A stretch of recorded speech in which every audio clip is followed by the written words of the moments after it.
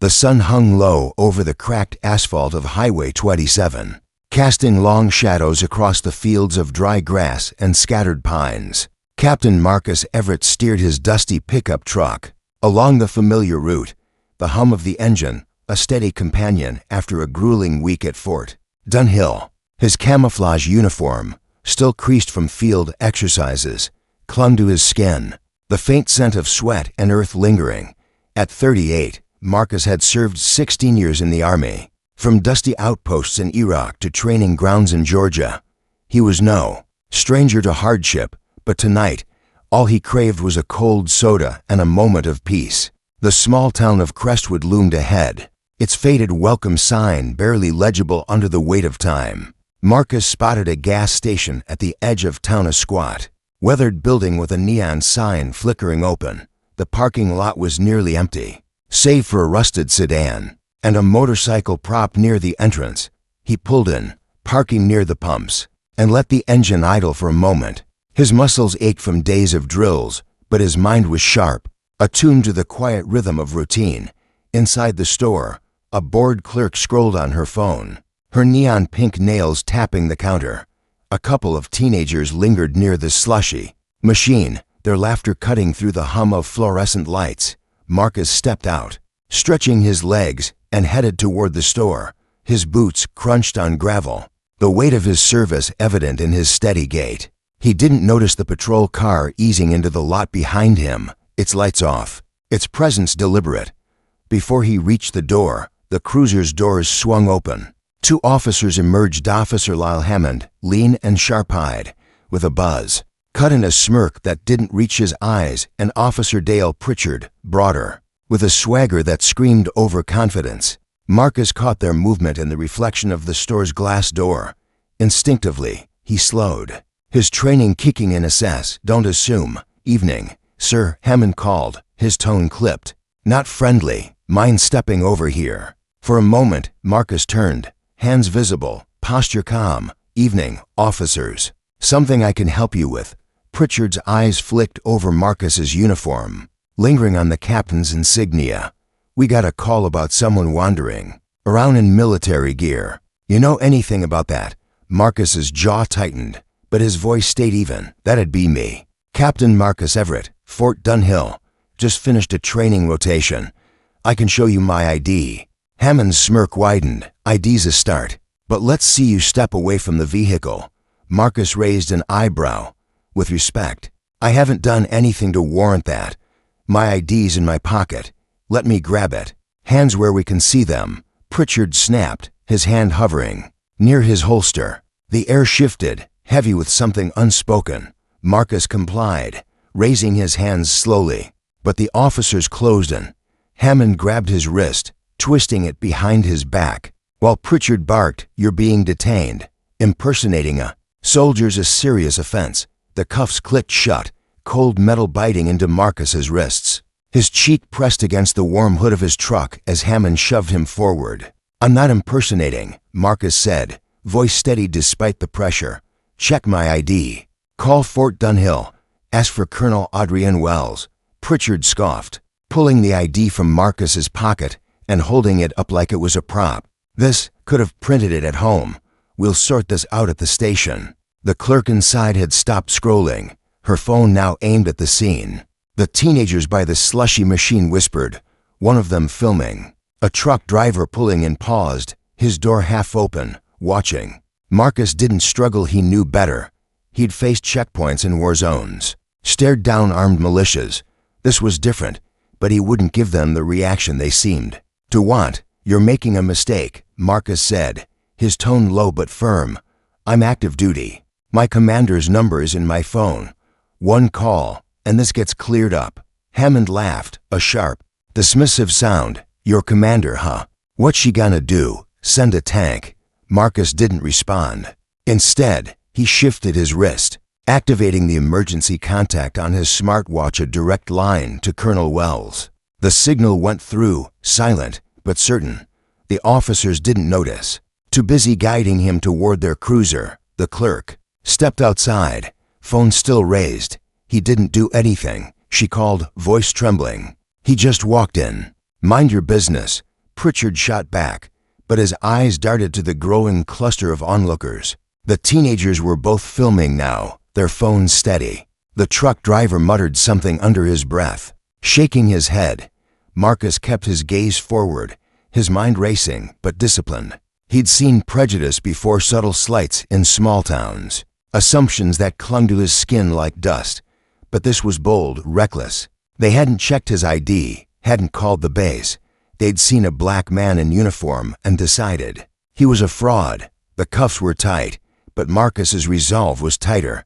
He knew what was coming. Minutes later, a sleek black SUV with government plates roared into the lot. Gravel crunching under its tires, the door opened and Colonel Adrienne Wells stepped out.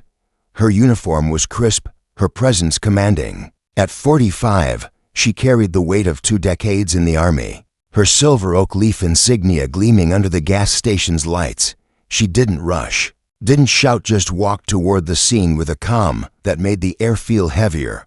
"Officers," she said, her voice cutting through the tension, "explain why you have my captain in handcuffs."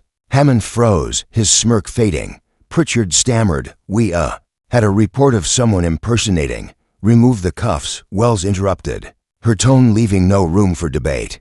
Now, the onlookers grew silent, their phones still recording. The clerk's voice broke the quiet. "They didn't even ask for his ID first, just cuffed him." Wells's eyes narrowed, but she kept her focus on the officers. "You detained a decorated officer without verification. I want names, badge numbers, and your supervisor's contact. This ends here." Hammond hesitated, then unlocked the cuffs. Marcus rubbed his wrists, meeting Wells's gaze with a nod. "I'm fine, ma'am. You will be," she said. Then turned to the officers. "You've got 48 hours before this hits every desk from here to the Pentagon. Fix it, or I will." As Marcus and Wells walked to her SUV, the crowd erupted in murmurs. The teenagers uploaded their videos, the clerk posted hers, and the truck driver called a local news station. By the time Marcus reached the base, his phone was buzzing with notifications. This wasn't over, it was just beginning. The videos hit the internet like a spark in dry grass. The first clip, posted by one of the teenagers, was raw, shaky footage of Marcus in cuffs, his calm voice cutting through the officer's accusations. The caption read, "Crestwood PD cuffs. Black soldier for nitrogen monoxide reason. Share this." Within an hour, it had 10,000 views. By morning, it was 1,000,000. Marcus sat in the Fort Dunhill mess hall, a tray of untouched eggs in front of him. His phone vibrated relentlessly, texts from his sister in Atlanta, calls from old squad mates, even a message from his high school. "Coach, saw you on the news, son. You okay?" He wasn't sure how to answer. He wasn't injured, but the weight of the night clung to him. He'd faced enemy fire, but being cuffed in his own country, in his uniform, hit differently. Colonel Wells joined him, her coffee steaming. "JAG's on it," she said. "We've got a formal complaint filed, and CID's looking into the officer's conduct. Those videos are gold-clear evidence of unlawful detention." Marcus nodded. "I didn't want this to blow up, ma'am. Just wanted a soda." She leaned forward. "You didn't start this, Captain. They did. Now you decide how to finish it." By noon, the story had spread beyond Crestwood.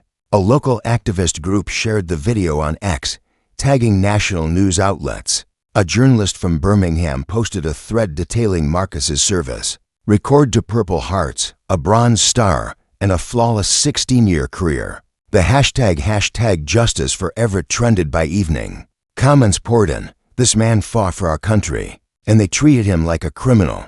Crestwood PD needs to answer for this." The town's police chief, Warren Tate, held a press conference outside the station. Flanked by nervous deputies, he read from a prepared statement.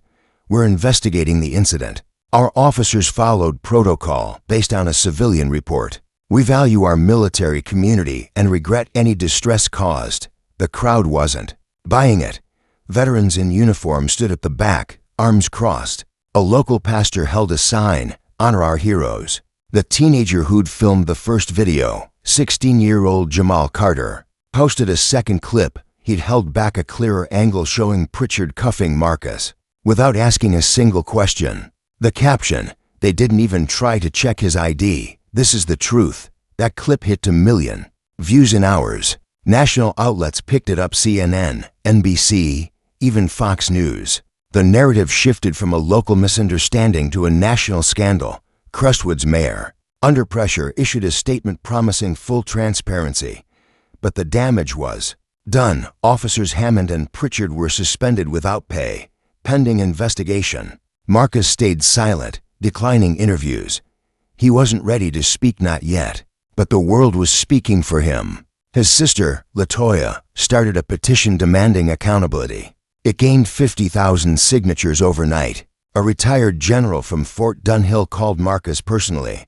"You're not alone, son. We've got your back." At the base, Marcus met with the JAG officer, Major Lisa Chen. She laid out the case: unlawful detention, excessive force, and potential racial profiling. "The videos are airtight," she said.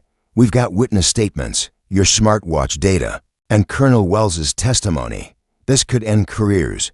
Marcus rubbed his temple. "I don't want revenge, ma'am. I just want it to mean something." Chen nodded. "Then let's make it mean something. You've got a platform, now use it." That night, Marcus sat in his barracks, scrolling through X. The support was overwhelming. But so was the vitriol. Some called him a hero, others claimed he'd played the race card. He closed the app, staring at the ceiling. He hadn't asked for this, but he couldn't ignore it. The question was, what came next? 3 days after the incident, Crestwood was a powder keg. Protests swelled outside the police station, veterans, students, and clergy chanting for justice. A local barber shop put up a sign: "We stand with Captain Everett." The national spotlight burned hotter, with pundits debating everything from police training to systemic bias. Marcus met with Colonel Wells and Major Chen in a quiet office at Fort Dunhill. "The department's offering a settlement," Chen said, "an apology, retraining for the officers, and a policy review. They want this to go away." Marcus leaned back, arms crossed.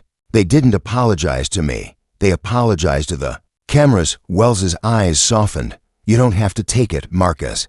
But if you fight, it's not just about you anymore. It's about every soldier who's been disrespected, every person who's been profiled." He nodded, the weight of her words settling in. "What's the other option?" "Push for full accountability," Chen said. "File a federal lawsuit. The videos, your record, the witnesses, it's a strong case. But it'll be a battle." Marcus thought of his deployments, the moments he'd faced death and kept going. This was a different kind of fight, but no less real. "Let's do it," he said. "Not for me, for everyone else." The lawsuit was filed the next day, alleging civil rights violations and unlawful detention. The news exploded.